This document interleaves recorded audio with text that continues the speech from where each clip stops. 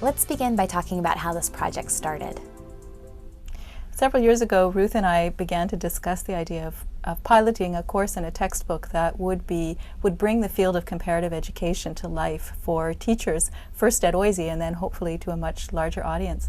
Our idea was to develop a set of resources that would include chapters from some of the leading comparative education scholars working here at OISE, and to match that with some multimedia resources, films, online resources, that could really engage teacher education students in the field of comparative education.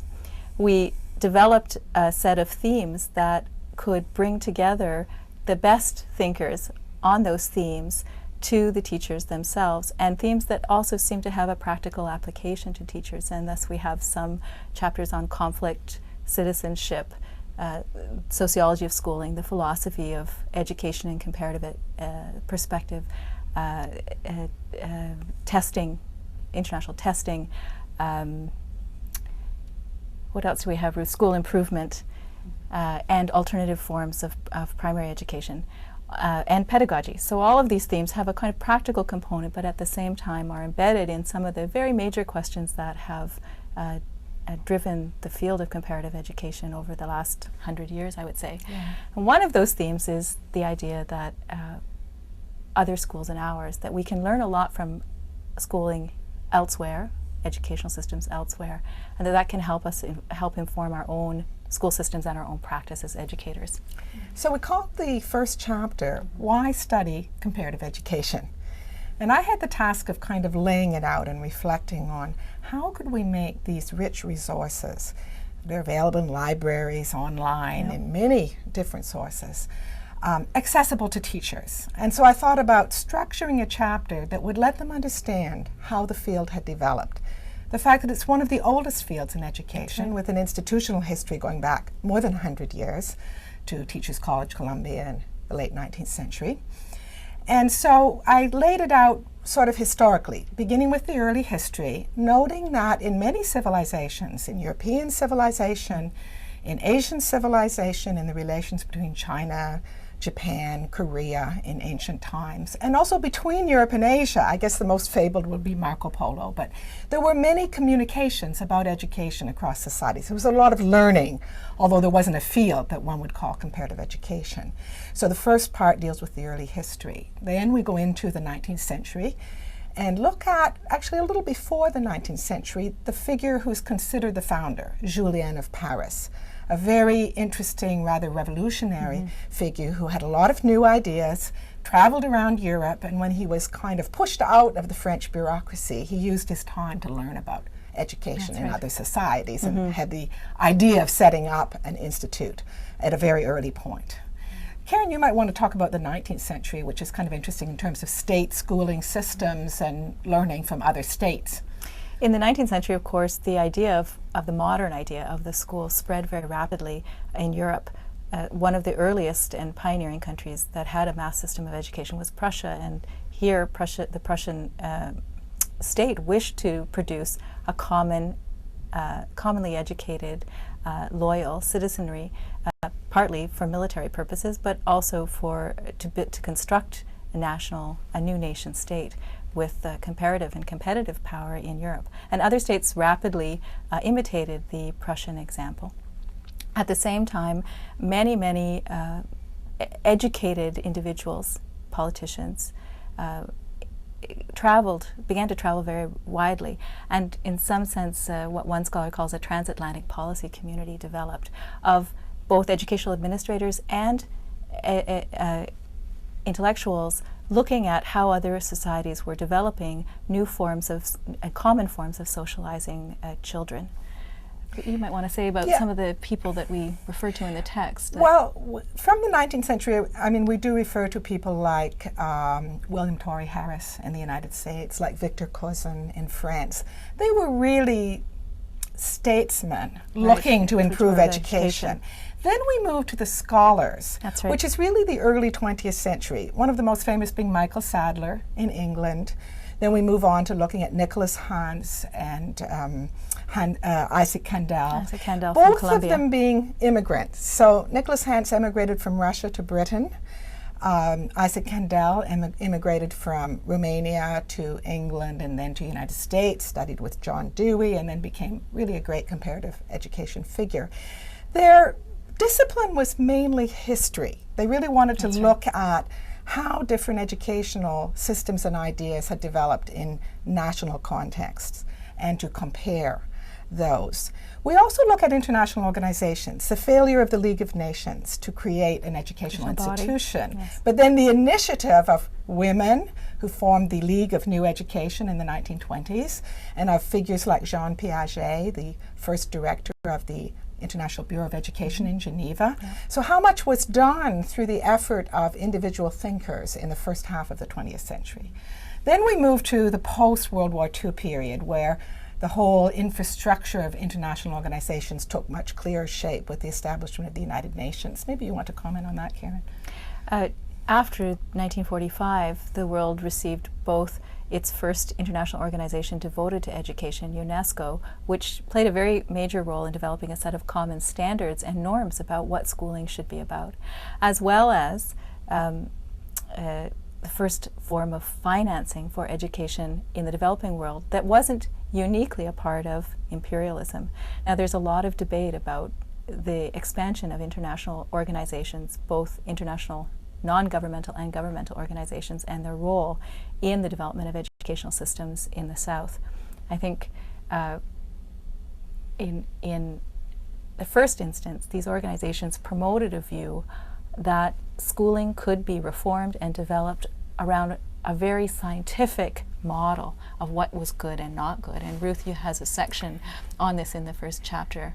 Yeah, we begin the sort of second half, about the more or less contemporary period from the Second World War to the present, looking at three major paradigms. The first being the notion of comparative education as a science, which was a very exciting notion in the 50s and 60s. It was taken up by individuals like George Beraday, a Polish immigrant at Teachers College, Columbia, like Harold Noah and Max Eckstein, and very extensive ideas and thinkings linked to the work of sociologists and political scientists who were moving in the same direction, and economists, very much so. And the theories of human capital and notions about being able to discover the cause of educational achievement, and so the International Association for the Evaluation of Educational Achievement. So we take that paradigm and then we look at all the responses to it.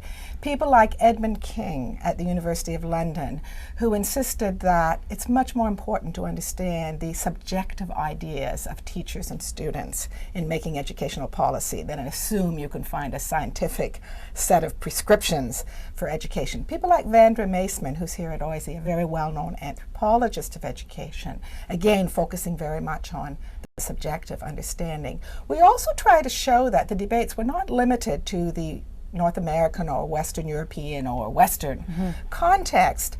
I indicate even a little bit earlier, the first comparative education textbook in China was written in 1931, a little bit before Kandel's book in the United States. Wasn't so well known, but the field was debated. And then we find scholars like Le Tan Coy, a Vietnamese scholar living in France, who developed a kind of civilizational approach to looking at education and society over a long history. People like Guo Mingyuan, who had another take on comparative education from a Chinese perspective and having been educated in the Soviet Union. These contrary or amplified perspectives on comparative education then met in the 70s with a huge rise of debate and critical theory about education itself, focused, I think, primarily on the question of whether schooling really produces progress and opportunity, or perhaps schooling produces inequality and is a form of systematized violence in its own right. Many of the scholars working along these lines drew from dependency and neocolonialist theory, world systems theory, theories about that tried to explain why it was that inequality in the world seemed to persist, and in some sense inequalities, despite the rise of wealth in some places, inequality overall did not seem to decrease. So these scholars were also then building on a very interesting literature from the sociology of education that had shown that, in fact, schools didn't do much to improve intergenerational mobility.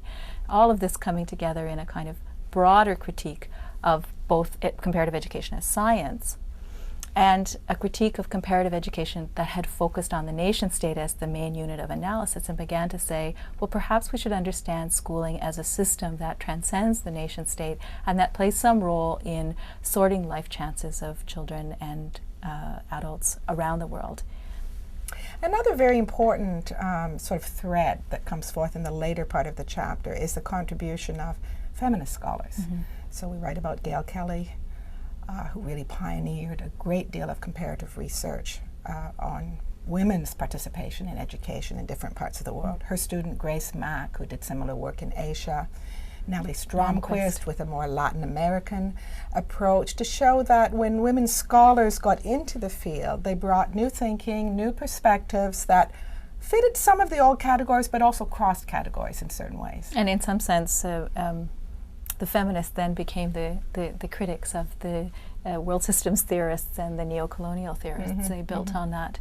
But I think, Ruth, you want to also introduce the concept of dialogue among civilizations, which in a sense is a more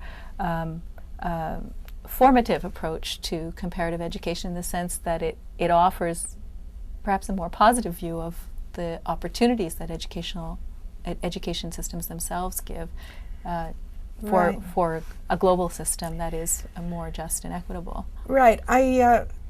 I think we're very much taken up with the pressures of globalization, the sort of pressures for conformity, the kinds of economic integration that is taking place, but maybe forgetting that with the end of the Cold War emerged a space for ideas from other civilizations. In the obsession with the sort of categories of socialist capitalists on the one hand, developed and developing on the other, we'd kind of forgotten about, the very different underpinnings of different societies. As a specialist on China, I'm very aware of Confucian ideas and culture. We also know there's rich legacies in the Middle Eastern thought, the Islamic world, in South Asia, in Africa, yes, in all parts of the world. And finally, there was a little bit of space. So I think the other side of globalization in terms of pressures for conformity has been a new awareness of the local and of the potential resources within different civilizations for addressing some of the questions and issues in education. And I've been very much engaged with that in terms of Confucianism as a response to the Enlightenment. That's one particular piece of that dialogue. What can students expect to glean from this chapter? I think that, first of all, the teacher reading it in the first instance is going to be very interested in the breadth and the depth of scholarship and the fact that our mass systems of education originated concurrently with efforts to compare across those systems. I mean, that almost nothing happened in any educational system that didn't happen in reference to another system. That, in fact, the education itself is just profoundly comparative. The whole enterprise began as a comparative enterprise. I think that's the first thing. The second thing is that there are different motives for wanting to understand other educational systems, that those motives may have to do with improving the system, may have to do with better understanding the social, the cultural, the philosophical, the economic context of given countries, and trying to understand how schools fit into those systems and what difference they make to those systems is at the heart of comparative education. I think that comes out very clearly. Yeah, and I would give it one more very simple purpose. I think it would enable teacher education students and new teachers to kind of have a handle, to know how to interpret the literature, to have a framework, yes, within which to recognize different approaches to education provided by this kind of historical overview of how the field of comparative education has developed.